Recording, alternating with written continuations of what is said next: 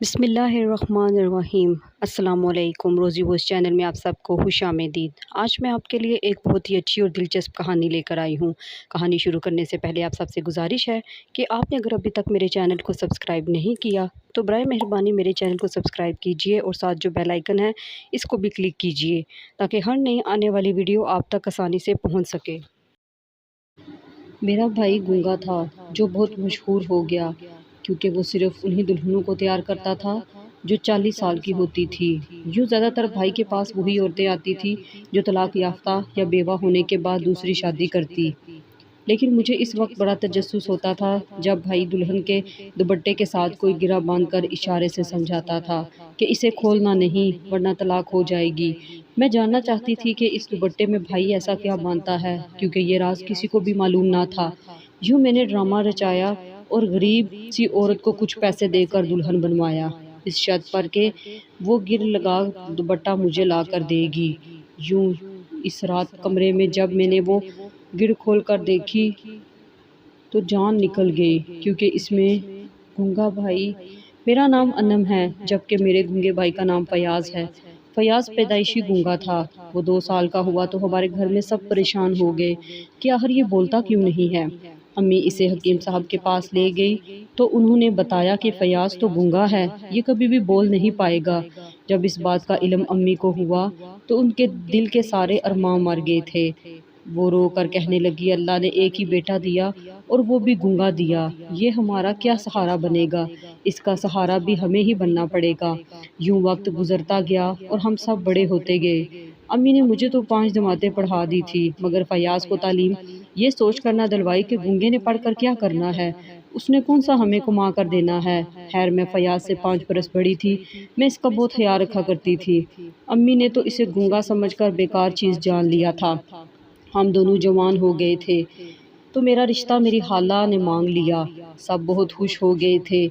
ان دنوں امی نے مجھے نیا سرخی پاؤڈر لا کر دیا تھا۔ میں اپنے میک اپ کی چیزیں بہت سنبھال کر رکھتی تھی کیونکہ ہمارے وسائل بہت کم ہی تھے۔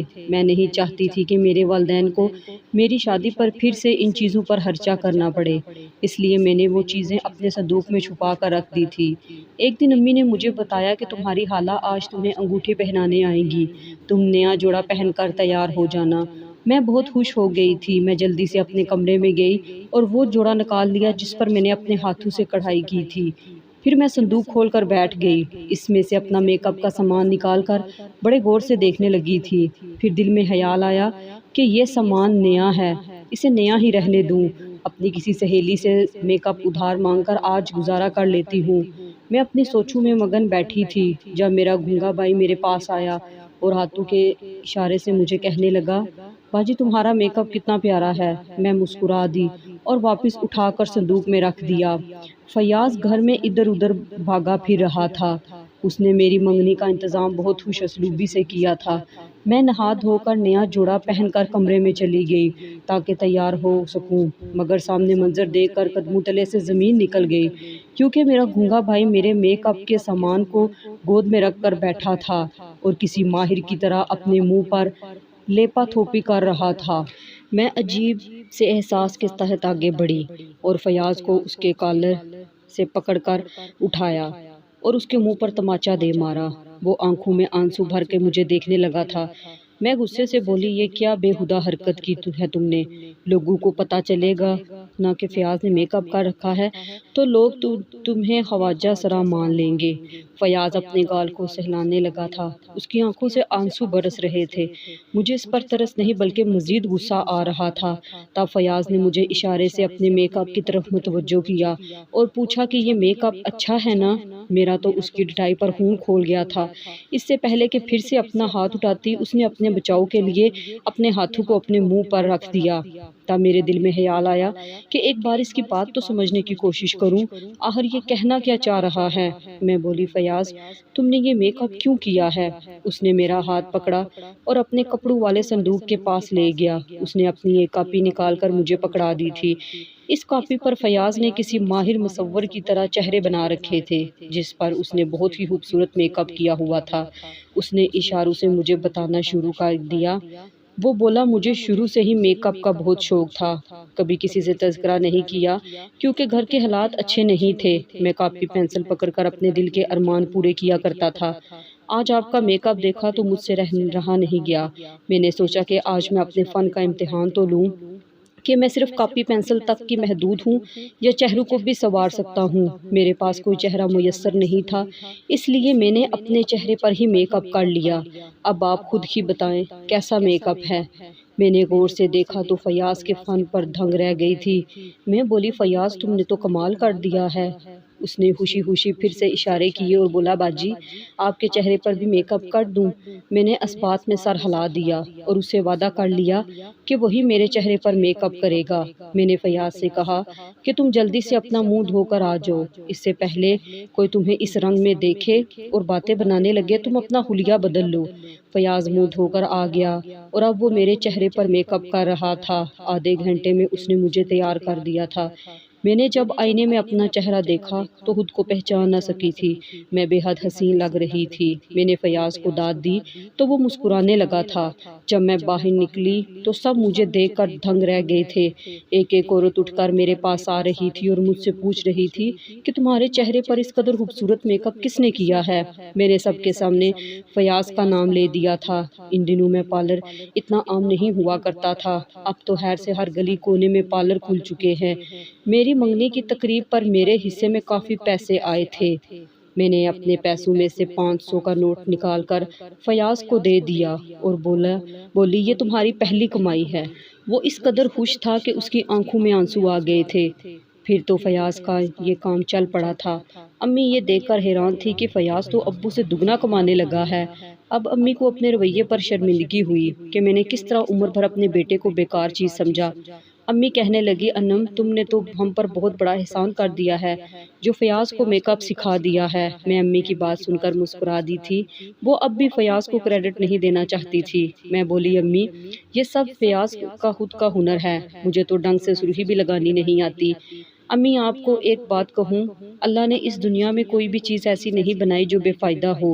آپ اپنے ارد گرد پھیلی ہر چیز کا بغور جائزہ لیں تو انسان کی عقل دنگ رہ جاتی ہے کہ رب کس طرح انسان کو بچائے ہوئے ہے، سنبھالے ہوئے ہے۔ اور پھر آپ نے یہ کیسے سوچ لیا کہ آپ کا بیٹا جسے اللہ نے انسان بنایا ہے وہ بیکار ہوگا؟ اگر اللہ نے اس سے بولنے کی صلاحیت لے لی تو دیکھیں اسے کتنا بڑا ہنر دے دیا ہے۔ آپ اپنے محلے میں نگاہ دوڑائیں، یہ جو فیاض کی عمر کے لڑکے ہیں گز گز بھر لمبی ان کی زبانیں ہیں، مگر وہ اس زبان سے کیا اچھا کام لے رہے ہیں؟ سارا دن باہر بیٹھے گالیاں بکتے رہتے ہیں۔ میری امی نے میری باتیں سنی تو ان کی آنکھوں میں آنسو آ گئے تھے۔ وہ جلدی سے فیاض کے پاس گئی تو ہاتھ جوڑ کر اس سے معافی مانگنے لگی تھی۔ فیاض نے مسکرا کر امی کو سینے سے لگا لیا تھا۔ پھر میری شادی کی تیاریاں شروع ہو گئی تھی۔ شادی کے 3 دن مجھے فیاض نے ہی تیار کیا تھا۔ اب فیاض کے ہنر کی شہرت دور دور تک جا پہنچی تھی۔ میں اپنے گھر میں بس گئی تھی۔ میں اپنے شوہر کے ساتھ بہت خوش تھی، مگر میری خالہ اب ساس بن چکی تھی۔ اس نے تو جیسے قسم ہی اٹھا لی تھی کہ مجھے بسنے نہیں دینا۔ میں خالہ کے اس رویے کی وجہ سے بہت پریشان تھی۔ میری شادی کو 7 ماہ ہوئے تو گھر سے خبر آ گئی کہ ابو اب ہم میں نہیں رہے۔ میرے تو جیسے آسمان ٹوٹ پڑا ہے۔ روتی دھوتی اپنے شوہر کے ساتھ گھر پہنچی جہاں باپ کی میت میری ہی انتظار میں رکھی ہوئی تھی۔ ابھی میں ابو کے ساتھ دل کی باتیں بھی نہ کر پائی کہ شور اٹھنے لگا کہ نماز جنازہ کا وقت ہو چکا ہے۔ ابو کو آہوں اور سسکیوں میں رخصت کر دیا تھا۔ اتنے بڑے غم کے بعد ہم سب ٹوٹ گئے تھے، دنیا کی ہوش ہی نہیں رہی تھی۔ یوں ہی ابو کا 40واں بھی ہو گیا۔ تب فیاض میرے پاس آیا اور اشارے کرنے لگا۔ وہ کہنا چاہتا تھا کہ باجی جانے والا تو چلا گیا ہے، اب ہمیں بھی چاہیے کہ زندگی میں آگے بڑھ جائیں، آپ بھی اپنے گھر واپس چلی جائیں۔ مجھے خالہ اور صفدر بھائی کی خاموشی بہت ڈرا رہی ہے۔ میں فیاض کی بات سن کر چونک پڑی تھی۔ فیاض ہم میں سب سے زیادہ سمجھدار تھا، اس نے ٹھیک بات کہی تھی۔ مجھے اب خیال آیا تھا کہ ابو کے 40ویں پر بھی میرا شوہر اور ساس ہمارے گھر نہیں آئے تھے۔ میں جلدی سے اٹھی اور اپنا سامان پیک کرنے لگی۔ تب ہمارے گھر کے دروازے پر دستک ہوئی تو ڈاکیا میرے نام کا خط پکڑا کر چلا گیا تھا۔ میں نے جب وہ خط کھولا تو بے ہوش ہو کر گر پڑی تھی، کیونکہ اس خط میں تو میری طلاق تھی۔ میری خالہ اپنے مقصد میں کامیاب ہو چکی تھی۔ میں بے تحاشا روتی رہی، واویلا کرتی رہی، مگر اب کچھ بیکار، سب کچھ بیکار تھا۔ کوئی اتنا بے حس کیسے ہو سکتا ہے؟ یہ بھی خیال نہیں کیا کہ باپ میرا مرا ہے، میرے اوپر اب اس غم کا پہاڑ ٹوٹا ہوا ہے، اب میں ایک اور غم کیسے سہوں گی؟ خیر میری طلاق کی خبر نے نہ صرف مجھے ہی اندر سے ہلا دیا تھا بلکہ میری امی اور بھائی کو بھی نہایت غمگین کر دیا تھا۔ میں سارا دن گھر پڑی رہتی تھی۔ اس مشکل کے وقت میرا بھائی ہی میرا سہارا بنا تھا۔ اس نے مجھ سے کہا کہ باجی آپ بھی میرے ساتھ پارلر کا کام سیکھ لیں، میرا کام بہت زیادہ بڑھ چکا ہے، میں تنہا یہ سنبھال نہیں سکتا۔ میں نے سوچا کہ گھر پر یوں بیکار بھی تو پڑی ہوں نا، کیوں نہ اپنے بھائی کا ہاتھ بٹانے لگوں۔ فیاض نے مجھے ایک ہفتے میں ہی پلکنگ اور تھریڈنگ وغیرہ کرنا سکھا دیا تھا۔ میں بہت خوش تھی کیونکہ اب تھوڑا بہت اپنا کمانے کے قابل ہو چکی تھی۔ اب میں دلہنیں تیار کرنے کے سپنے دیکھنے لگی تھی کیونکہ میرا بھائی ایک دلہن کی تیار کرنے کے 50,000 لیتا تھا۔ میں ہر وقت سوچتی رہتی تھی کہ کب میں اس قابل ہو جاؤں گی کہ دن کا 50,000 کمانے لگوں گی، کیونکہ مجھے اپنے مستقبل کے لیے کچھ پیسے جمع کرنے تھے۔ میرا مستقبل کیا ہونا تھا مجھے کچھ بھی علم نہیں تھا، لیکن میں نے اب غور کیا تو میرے سامنے یہ چونکا دینے والی حقیقت آئی کہ میرا بھائی تو میرے سامنے دلہن تیار ہی نہیں کرتا۔ میرا دل ایک دم سے بجھ سا گیا تھا۔ کیا میرا بھائی اپنا ہنر مجھ سے چھپا رہا ہے؟ اگر ہاں تو وہ ایسا کیوں کر رہا ہے؟ میں نے ایک دو بار فیاض سے کہا کہ مجھے دلہنوں کا میک اپ کرنا سکھا دو، تو وہ کہتا کہ اس کام تک پہنچنے کے لیے تمہیں بہت دیر لگ جانی ہے، پہلے بیسک چیزیں تو سیکھ لو۔ میرا دل 100 کرچیوں میں بٹ گیا تھا۔ دل تو چاہتا تھا کہ یہ تھریڈنگ اور پلکنگ والا کام بھی چھوڑ دوں، مگر پھر دل میں خیال آتا کہ اب میں اپنی والدہ کے آگے 100-200 کے لیے ہاتھ پھیلاتی چلوں گی۔ اب اسی مجبوری کے تحت میں یہ معمولی سا کام جاری رکھے ہوئے تھی کہ شاید ایک نہ ایک دن میرے بھائی کو مجھ پر رحم ہی آ جائے۔ میرا بھائی جب بھی کوئی دلہن تیار کرتا تو دوسرے کمرے میں لے جایا کرتا تھا۔ میں نے سوچا کہ جب فیاض دلہن کو تیار کرنے کے لیے اسے دوسرے کمرے میں لے جایا کرے گا تو میں بھی کھڑکی میں کھڑی ہو کر اس کا میک اپ دیکھتی رہا کروں گی۔ جب دیکھ کر میں یہ کام سیکھ جاؤں گی تو خود ہی فیاض کے سامنے میک اپ کر کے چلی جاؤں گی کہ فیاض دیکھو مجھے بھی میک اپ کرنا آ گیا ہے، تم مجھے بھی کوئی دلہن تیار کرنے کا کہو نا۔ آج جیسے ہی ایک لڑکی تیار ہونے کے لیے ہمارے گھر میں آئی تو فیاض اسے دوسرے کمرے میں لے کر چلا گیا۔ وہ بڑی مہارت سے میک اپ کرنے میں مصروف تھا۔ جب میک اپ ہو گیا تو دلہن بولی فیاض صاحب آپ میرے دوپٹے کے پلو کے بھی گھڑا باندھ دیں۔ فیاض کمرے کے دوسری جانب چلا گیا اور بند مٹھی میں کچھ لے کر آیا۔ اس نے وہ چیزیں دلہن کے دوپٹے سے باندھ دی تھی۔ پھر اشارے سے بولا اس گڑھے کی وجہ سے تم اپنے سسرال والوں کے دلوں پر راج کرو گی، مگر خبردار یہ گرہ 1 سال سے پہلے مت کھولنا، نہیں تو تمہیں طلاق ہو جائے گی۔ میں تو یہ سب دیکھ کر حیران رہ گئی تھی۔ مجھے اب سمجھ میں آیا کہ میرا بھائی مجھ سے چوری چھپے دلہنیں کیوں تیار کرتا ہے۔ نہ جانے اس کے ساتھ ایسی کیا چیز لگی ہے جس کے تحت لڑکی اپنے سسرال والوں کے دلوں پر راج کرتی ہے۔ میرے دل میں ایک دم سے فیاض کے لیے شکوہ آ گیا کہ اس نے یہ چیز میرے پلو سے کیوں نہ باندھی۔ اگر اس کے پاس کوئی جادو ہی تھا تو اس نے مجھے کیوں نہ دیا، میرا گھر بھی بس جاتا۔ میں جلدی سے کھڑکی سے ہٹ گئی تھی۔ اب میرے دل میں بہت زیادہ تجسس تھا کہ آخر میرے بھائی نے اس لڑکی کے دوپٹے میں کیا باندھا تھا۔ میں نے اس چیز کی خبر لینے کا فیصلہ کر لیا تھا، اس لیے محلے میں نکل آئی۔ تب مجھے پتا چلا کہ ہماری پڑوسن کی بیٹی میکے آئی ہوئی ہے۔ اس کی شادی 8 ماہ پہلے ہوئی تھی۔ میں جلدی سے ان کے گھر گھس گئی۔ وہ لڑکی بہت زیادہ خوش لگ رہی تھی۔ میں بولی کہو کرن سسرال میں کیسی گزر رہی ہے؟ وہ بولی توبہ ہے باجی، میرے سسرال والے تو اتنے کمینے تھے کہ انہوں نے شادی کے شروع والے دنوں سے ہی مجھے ستانا شروع کر دیا تھا۔ میری ساس بات بات پہ مجھے کہتی کہ میں تمہیں طلاق دلوا دوں گی، اور سچ مانے تو مجھے یہ طلاق ہو ہی گئی تھی اگر آپ کے بھائی نے میرے دوپٹے کے ساتھ گرہ نہ باندھی ہوتی۔ لیکن اب تو اللہ کا شکر ہے کہ میں اپنے سسرال میں راج کر رہی ہوں۔ سچ کہوں تو میری ساس سانس بھی مجھ سے لے کر لیتی ہے، پوچھ کر لیتی ہے۔ میں اس لڑکی کی باتیں سن کر دھنگ رہ گئی تھی۔ میں بولی کرن اس گرہ میں کیا باندھا تھا فیاض نے؟ وہ بولی باجی مجھے کچھ علم نہیں ہے، فیاض بھائی نے کہا تھا کہ شادی کے 1 سال بعد یہ گڑھا کھولنی ہے، اگر پہلے کھولی تو تمہیں طلاق ہو جائے گی۔ میں بہت عجیب سے احساس میں مبتلا ہو گئی تھی، اس لیے وہاں سے اٹھ کر چلی گئی تھی۔ میں نے سوچا کہ یہ بات فیاض سے پوچھتی ہوں، کیا پتا وہی مجھے بتا دے۔ میں گھر پہنچی تو فیاض صحن میں لیٹا ہوا تھا۔ میں اس کے پاس جا کر بیٹھ گئی اور بولی فیاض میں آج بہت دنوں بعد محلے میں نکلی تھی، ہر زبان پر تمہاری ہی تعریف تھی، لوگ تمہیں جھولیاں بھر بھر کے دعائیں دے رہے تھے، سب کہہ رہے تھے کہ تم نے ان کی بیٹیوں کے دوپٹے پر کچھ ایسا باندھا کہ جس سے وہ اپنے گھروں میں راج کر رہی ہیں۔ مجھے بھی بتاؤ فیاض، ایسا کون سا جادو تمہارے ہاتھ لگ گیا ہے؟ فیاض ایک دم سے حیران ہو گیا اور اس کا چہرہ سرخ ہو گیا تھا۔ وہ مسکرا کر اشارہ کرنے لگا، باجی میں نے کیا باندھنا ہے، یہ تو بس اللہ کا کرم ہے۔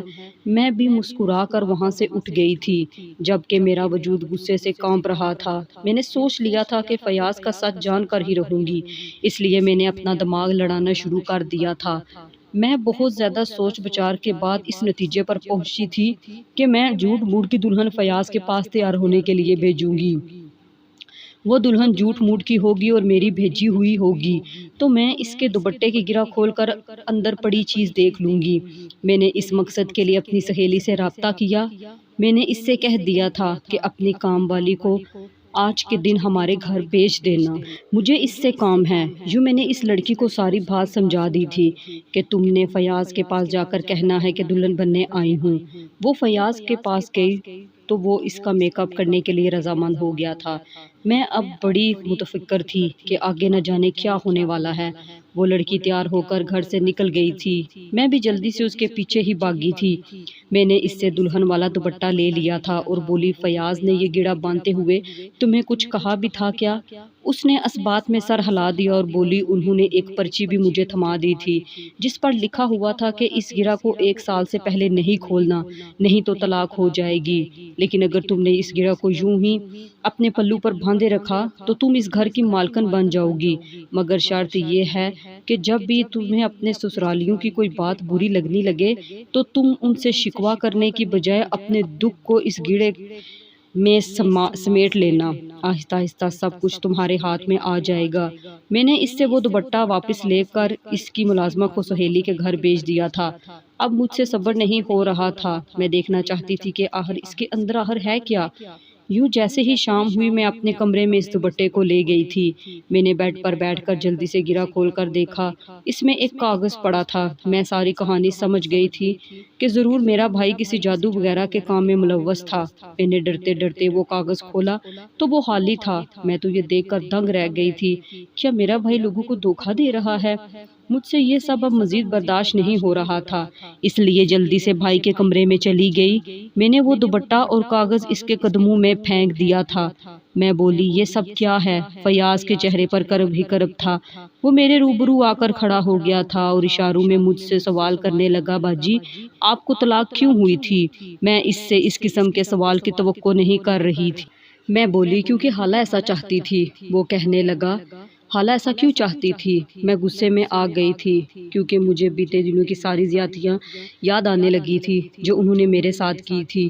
میں بولی، کیونکہ میں ان کی ٹکر کی تھی۔ وہ مجھے ایک بات سناتی تھی تو میں انہیں 3 باتیں سناتی تھی۔ وہ مجھے ڈرانا چاہتی تھی جبکہ میں ان کی آنکھوں میں آنکھیں ڈال کر اس طرح گونج کر جواب دیتی تھی کہ وہ سہم جایا کرتی تھی۔ فیاض نے اشارہ کیا، کہنے لگا، بالکل باجی یہی بات تھی، آپ کو طلاق آپ کی بد زبانی کی وجہ سے ہوئی تھی۔ آپ چاہتی تھی کہ شادی کے پہلے دنوں سے ہی وہ سب کچھ آپ کو ٹرے میں رکھ کر دے دیا جائے، مگر ہر معاشرے کے کچھ قواعد و ضوابط ہوتے ہیں۔ ہمارے معاشرے کی ساس کا دل اتنا بڑا نہیں ہوتا کہ وہ اپنی بہو کی راج دہانی کو قبول کر لیں۔ بہو بھی آگے سے نہ ڈر مل جائے تو طلاق پکی ہے۔ میں یہ نہیں کہہ رہا کہ ساری طلاقیں اسی وجہ سے ہوتی ہیں، بلکہ طلاق کی 100 میں سے 1 وجہ یہ بھی ہے۔ میں نے آپ کی طلاق کے بعد لڑکیوں سے کہنا شروع کر دیا تھا کہ وہ اپنے سسرال جا کر زبان پر قابو رکھیں، مگر لڑکیوں نے مجھ سے میک اپ کروانا چھوڑ دیا تھا۔ اس کا حل میں نے یہ نکالا تھا، میں خالی کاغذ دوپٹے سے باندھ دیا کرتا تھا۔ لڑکی سمجھتی تھی کہ شاید کوئی جادو ہے، وہ اپنے سسرال کی ہر سرد و گرم ہوا کو بند زبان سے برداشت کر لیتی تھی۔ یوں 1 سال سے پہلے ہر چیز کی مالکن بن جاتی تھی، کیونکہ اس کے سسرالی اس کی اچھی طبیعت کے قائل ہو جاتے تھے، کیونکہ جب بھی وہ آگے سے کچھ کہتے تو وہ بالکل خاموش ہو کر ان کی باتیں سنتی رہتی تھی اور اپنی زبان سے کوئی لفظ بھی نہیں کہتی تھی۔ میں اپنے بھائی کی بات سمجھ گئی تھی۔ میرا بھائی سچ میں بہت قابل اور سمجھدار تھا۔ اس نے میرے لیے دوسرا رشتہ ڈھونڈا اور میری شادی کر دی۔ رخصتی کے وقت اس نے میرے دوپٹے کے پلو سے بھی کچھ باندھ دیا تھا۔ میں یہ دیکھ کر ہنستی تھی کیونکہ اب میں ہر چیز سے اچھی طرح واقف ہو چکی تھی۔